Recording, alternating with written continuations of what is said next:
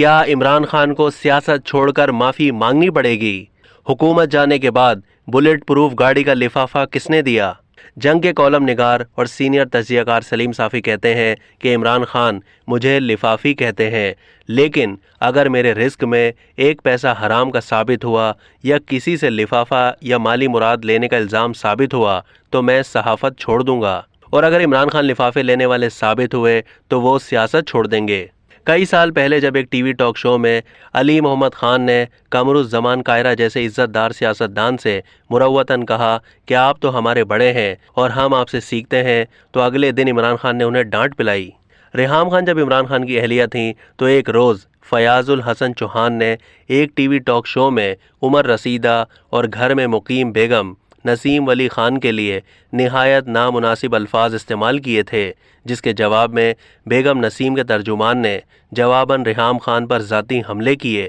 اگلے روز ریحام خان صاحبہ میرے دفتر تشریف لائیں تو میں نے انہیں کہا کہ کل ٹی وی ٹاک شو میں آپ کو جو گالی پڑی ہے اس کے ذمہ دار فیاض الحسن چوہان ہیں۔ الحمدللہ وہ زندہ ہیں اور ان سے تصدیق یا تردید کی جا سکتی ہے کہ انہوں نے مجھ سے وعدہ کیا کہ وہ آج خان صاحب سے یہ شکایت کریں گے، لیکن چند روز بعد فیاض الحسن چوہان کو عہدے سے نواز دیا گیا۔ وہ خود بھی نجی محفلوں میں بہت گالیاں دیتے ہیں، وہ سب کو القابات سے پکارتے ہیں، میرے لیے بھی انہوں نے 2-3 القابات تراش لیے تھے۔ سلیم صافی نے لکھا ہے کہ مجھے اور میری ماں کو 15 سال سے سوشل میڈیا پر گالیاں دلوا رہے ہیں، لیکن خود کبھی میڈیا پر میرا نام لینے کی ہمت نہیں کر سکے۔ میں اس دوران لوگوں کو سمجھاتا رہا کہ عمران خان میری اور میری ماں کی کردار کشی کر رہا ہے، تو لوگ مانتے نہیں تھے، حالانکہ میرے پاس شواہد موجود تھے۔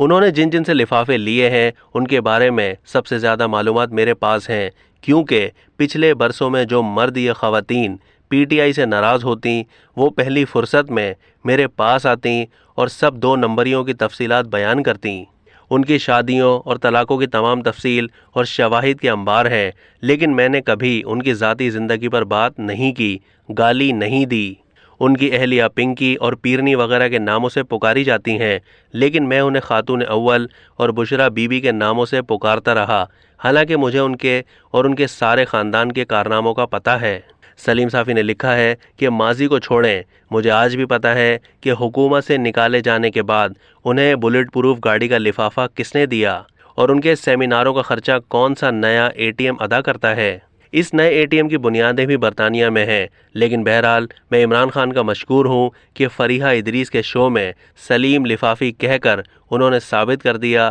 کہ گزشتہ 15 سال وہ جھوٹ بولتے رہے اور میں سچ بولتا رہا کہ یہ سب کچھ نیازی صاحب خود کروا رہے ہیں۔ اب جب عمران خان نے خود اس الزام کا اعادہ اپنی زبان سے کیا ہے تو میں انہیں پیشکش کرتا ہوں وہ 3-4 افراد پر مشتمل کمیٹی اسی خاتون اینکر کی قیادت میں بنا دیں جو میرے اور عمران خان کے مالی معاملات کی تحقیق کرے۔ دوسری پیشکش انہیں میری یہ ہے کہ وہ مراد سعید، شبلی فراز اور فواد چودھری پر مشتمل کمیٹی PFUJ کے صدر کی قیادت میں بنائے جو ہم دونوں کے معاملات کی تحقیقات کریں۔ میں اگر لفافی ثابت ہوا تو جو چور کی سزا وہ میری سزا، اور عمران خان اگر لفافی ثابت ہوئے تو انہیں سیاست چھوڑ کر معافی مانگنی پڑے گی۔